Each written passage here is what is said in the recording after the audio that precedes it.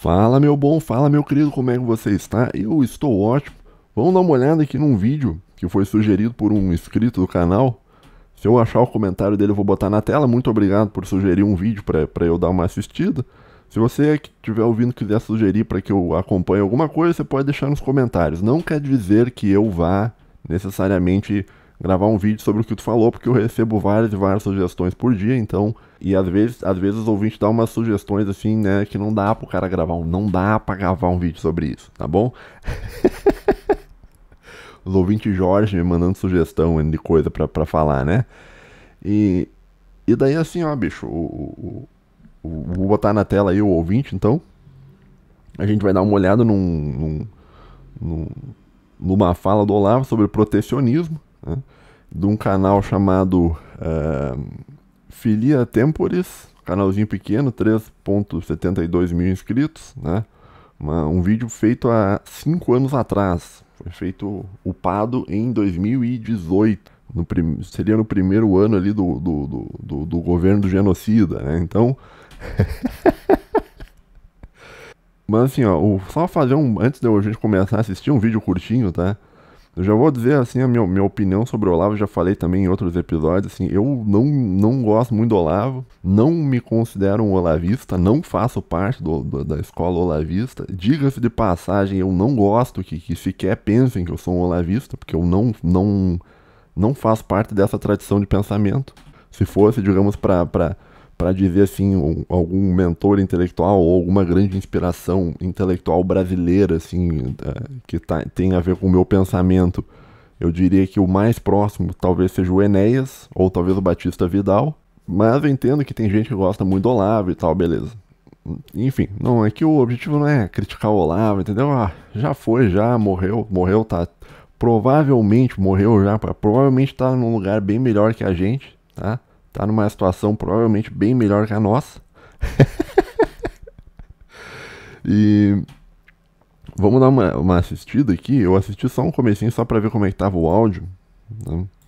Então vamos lá, Olavo sobre protecionismo. Foi. 3, 2, 1, sem enrolação, foi. Por exemplo, o número de liberais que argumentam que a economia liberal é mais eficiente, todos eles raciocinam para um país isolado. Eles fazem a abolição da abstração da geopolítica. E daí sim, claro, a economia liberal é soberana. Agora, quando você tem um outro país que quer destruir o seu, você tem que pensar o seguinte: eu vou agir pela teoria, pela doutrina liberal, e fazer a apologia do livre comércio e deixar o inimigo fazer o que ele quiser aqui dentro ao pretexto de livre comércio, ou eu vou ter que fazer uma lei protecionista para proteger os produtos nacionais e impedir que o inimigo tome todo o nosso dinheiro como a China está tomando agora. É claro que você vai ter que apelar para o protecionismo. Não porque você seja um protecionista doutrinariamente. Aliás, o protecionismo, Mihail Manulescu também era outro utópico. O ideal protecionista jamais vai se realizar. Se todas as nações forem igualmente protecionistas o tempo todo, acaba o comércio internacional. Então isso também não pode ser realizado. Quando um liberal abre a boca, ele geralmente defende teorias econômicas gerais. Tá, vamos, esse aqui é um outro áudio, mudou o tipo, assim, parece que é uns áudios meio junto, né? Então, o ponto é, isso aí eu não sei se ele vai chegar nesse áudio, mas tinha um áudio do Olavo que ele falava mais ou que eu, como eu disse, eu não sou olavista, então eu não sei em que episódio ele falou isso, mas teve um episódio onde ele falava sobre a China, que uma coisa bastante importante sobre a China, sobre o comércio para com a China, é que, na verdade, os países que negociam com a China, nenhum deles cresce, nenhum deles se desenvolve, né? Você tente me citar algum exemplo de algum país que o país se desenvolveu muito assim ao negociar com a China. Não, na verdade que o modelo econômico chinês, pelo menos eu vejo desse modo, ele é um modelo que visa dominar os países através da economia. Então você inunda o país de produtos mais baratos, daí quebra a indústria nacional e você gera uma dependência econômica de produtos industrializados da China, tá? Então a China consegue através da sua estratégia comercial, eles acabam dominando outros países, né? E um modo de você contornar isso é o que o Olavo está falando sobre protecionismo, né?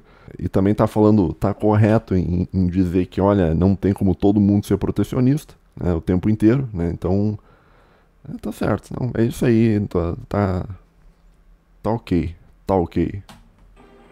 Por exemplo, ele fala contra o protecionismo, contra a intervenção Só estatal. voltar um pouquinho aqui, só quando mudou o áudio pra gente pegar do começo aqui. Tópico. O ideal protecionista jamais vai se realizar. Tá certo? Se todas as nações forem igualmente protecionistas o tempo todo, acaba o comércio internacional. Então isso também não pode ser realizado. Quando um liberal abre a boca, ele geralmente defende teorias econômicas gerais. Por exemplo, ele fala contra o protecionismo, contra a intervenção estatal, e jamais consegue raciocinar em termos de poder nacional e administração pública. Por exemplo, se você é contra o protecionismo, fala, bom, o protecionismo é prejudicial à economia mundial. É fácil você, como economista, dizer isso. Agora, você, como administrador público no país, né, você vai desistir do seu protecionismo nacional? Como? Se a outra nação mais forte é protecionista também.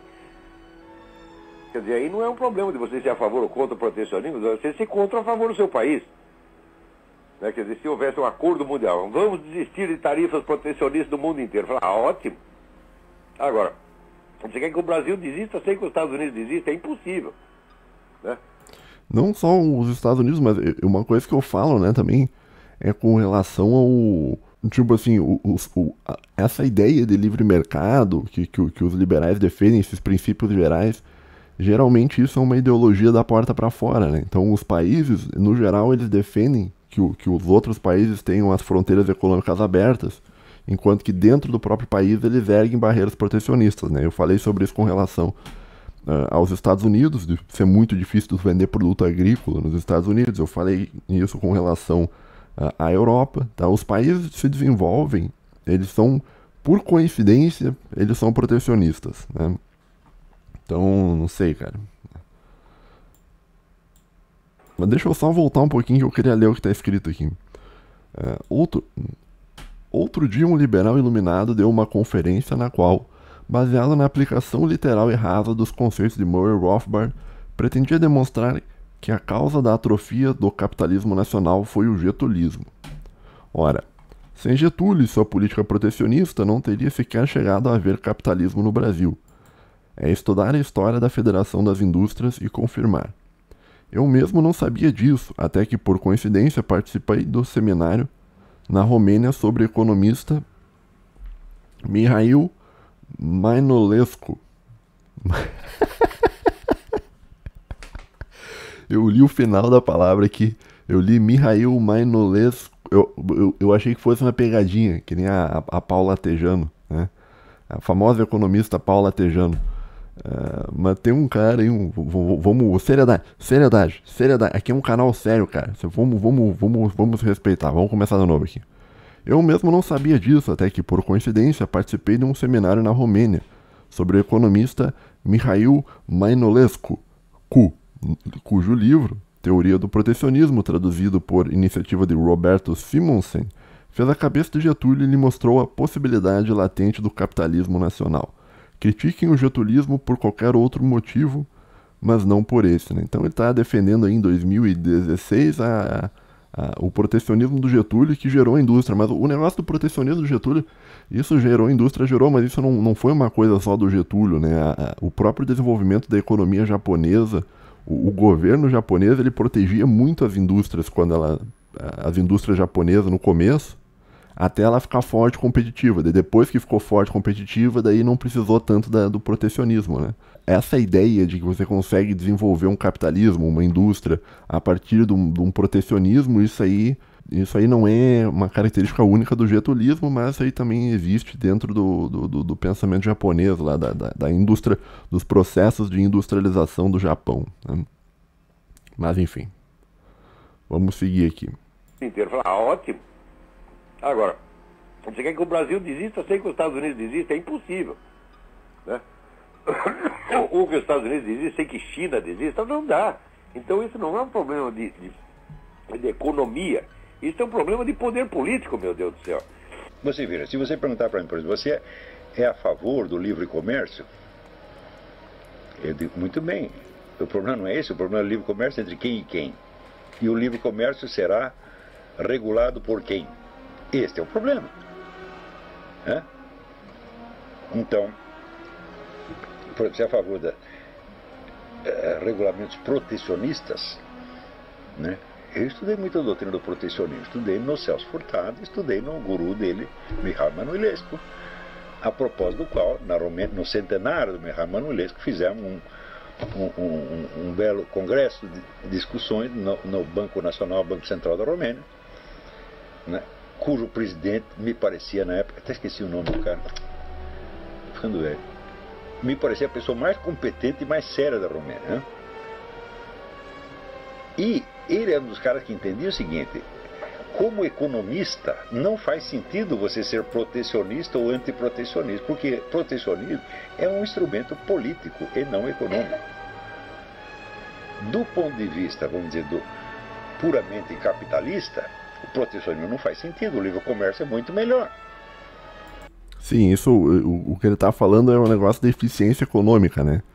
Em teoria, dentro do mundo mágico maravilhoso do libertarianismo, do anarcocapitalismo, do liberalismo, em teoria, dentro desse mundo mágico maravilhoso, se você não tem protecionismo, o protecionismo ele diminui a eficiência econômica de um país, né? Então, você tem até um livro do Mises onde ele fala sobre isso, cara. Que ele fala dos problemas do protecionismo, né? De um ponto de vista econômico, né? Então, não vou ficar me repetindo toda hora porque eu já falei isso, né? Mas a eficiência econômica seria você produzir o melhor produto pelo menor preço no menor tempo possível, tá? Se comparado com o concorrente, né? Então o país ele é eficientemente econômico quando ele faz isso. E o protecionismo, ele acaba impedindo as livres trocas comerciais e você acaba impedindo a eficiência a eficiência econômica, né? Então, porque às vezes tu vai precisar de uma matéria-prima que está em outro país. Só que daí tem uma barreira econômica protecionista que não te deixa comprar aquela matéria-prima. Então tu não vai conseguir, dentro da teoria liberal do mundo mágico, do liberalismo, você não vai conseguir fazer o produto tão barato, porque tem um protecionismo que te impede de ter acesso a uma matéria-prima que tu precisa, ou uma tecnologia que tu precisa, né? Ou um processo industrial que tu precisa. Então,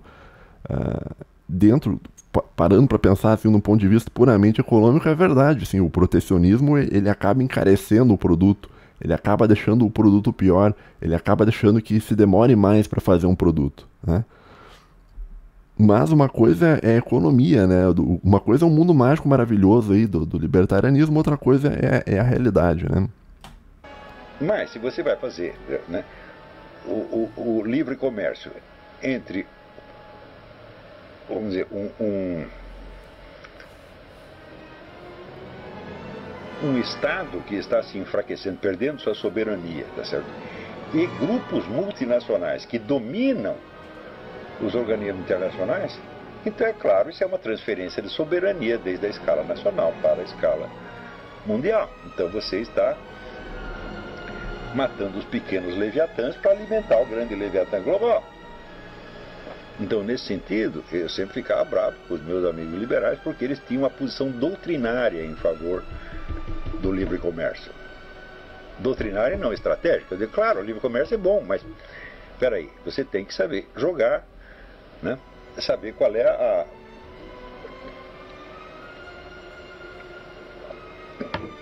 o fator político que está em jogo, e não somente, vamos dizer, a questão do progresso econômico. Por exemplo, se você abre as fronteiras, então é claro, a sua população tem acesso a um montão de produtos a preço mais barato, é uma maravilha, você pode importar tudo quanto é da China, né? Aqueles sapatos chineses, eu comprei um sapato que deu chulé por 6 meses, né? E cheguei até os 63 anos, nunca tive chulé. Usei o sapato chinês uma semana, eu mesmo não me suportava, eu queria me jogar dentro da privada, né? Então, aí você pode comprar tudo quanto é bugiganga a preço vil, né? E a população fica muito contente com isso, e claro, isso incentiva, aquece a economia, sem sombra de dúvida. Mas, para onde está sendo transferida a autoridade a qual o seu governo abdicou? Está sendo transferido para o seu povo ou para uma entidade multinacional? Hum? E essa entidade multinacional, ela é capitalista? Fala, de jeito nenhum, ela é socialista fabiana. Então, quer dizer, um problema com o pessoal conservador é o seguinte: todos eles são doutrinários, eles são a favor de umas coisas e contra outras. Né? Eu digo, por que essa pressa de ser a favor? Primeiro você tem que saber o que está acontecendo. Não é isso? A tomada de posição depende de saber, como diz, para usar a imagem de futebol, qual é o time que está jogando e contra quem. Às vezes ele não sabe. Então por que como tomar posição? Então o problema não era assim, livre comércio versus protecionismo. O problema era soberania nacional versus governo global.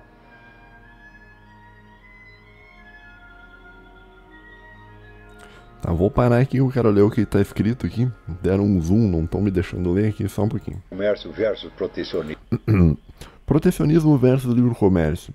É outra daquelas questões em que as preferências tendem a enrijecer-se em posições doutrinais fixas, em vez de adaptar-se inteligentemente às exigências dos tempos.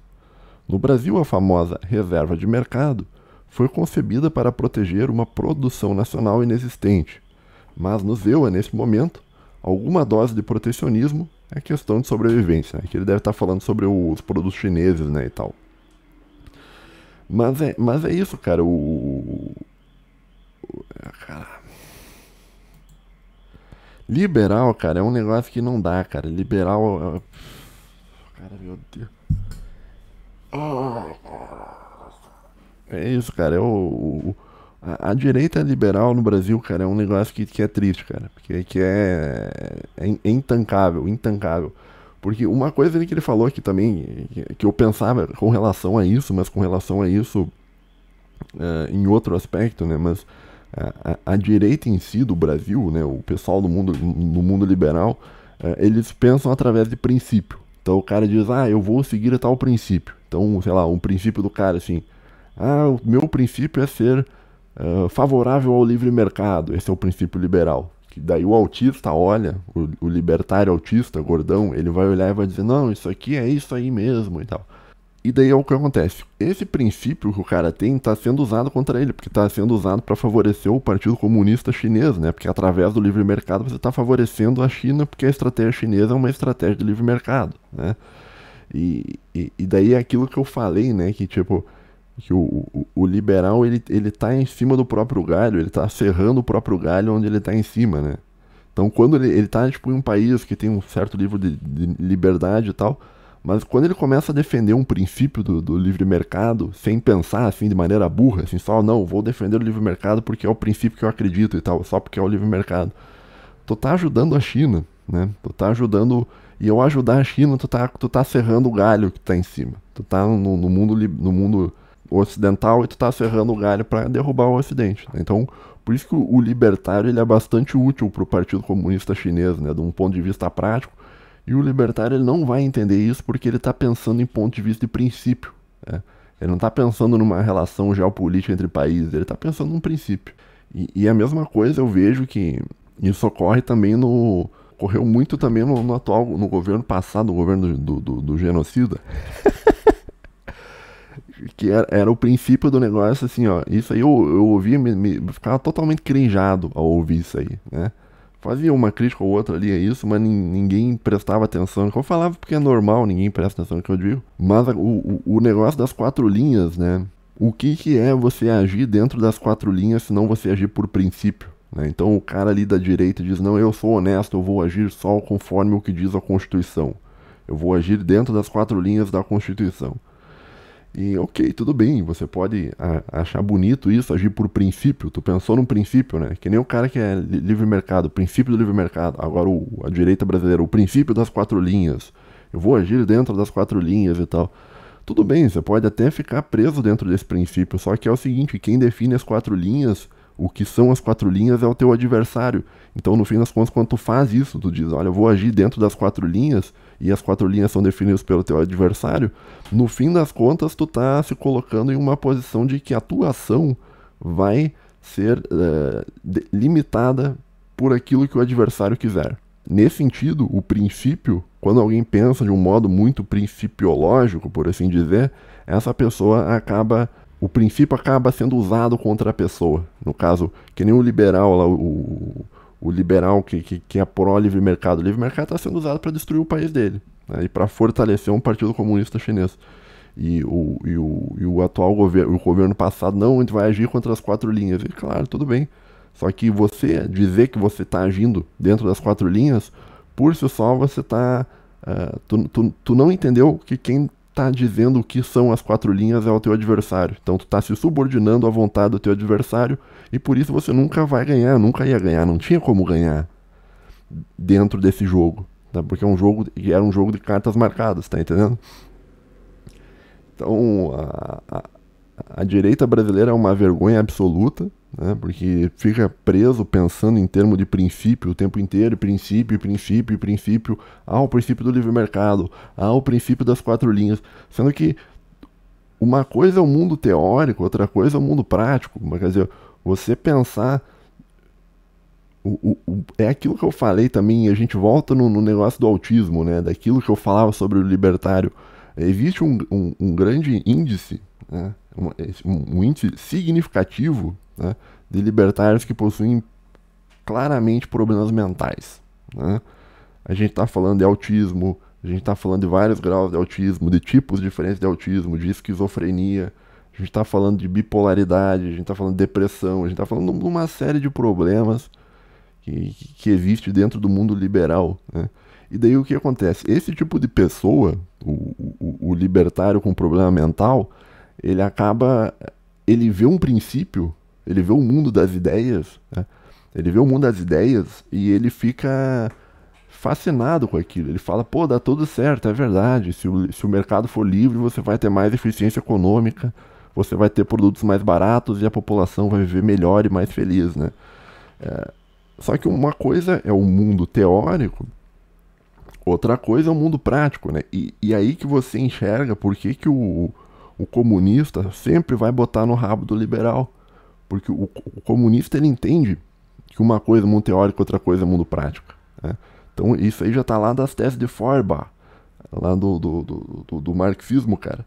Então, que uma coisa é a teoria, tá? Outra coisa é o prático. Agora, a direita liberal brasileira até hoje está na teoria. Eles não entenderam o mundo prático. Não entenderam o mundo prático. Então, outro exemplo que a gente pode dar com relação a princípios é a questão da honestidade, né? Então, não, porque a direita é honesta, não, porque a gente é honesto e tal. E daí o que acontece? Quando ocorre um pequeno desvio de conduta de alguém da direita, logo, não podemos apoiar fulano de tal. Daí o que acontece? Esse fulano que não é apoiado, ele é retirado e entra um comunista muito mais corrupto. Ai, cara. Então, esse é o liberalismo, né? A direita brasileira é isso. Tá? Parabéns Por isso que eu falei, cara, é uma pobreza intelectual, cara, que não dá, cara. Não dá. O liberal é um negócio que não dá, tá bom? Foi um vídeo aí, né? Espero que eu tenha feito algum comentário que fez sentido dentro da tua cabeça. Valeu, falou, deixa um like aí, tamo junto e tchau, tchau.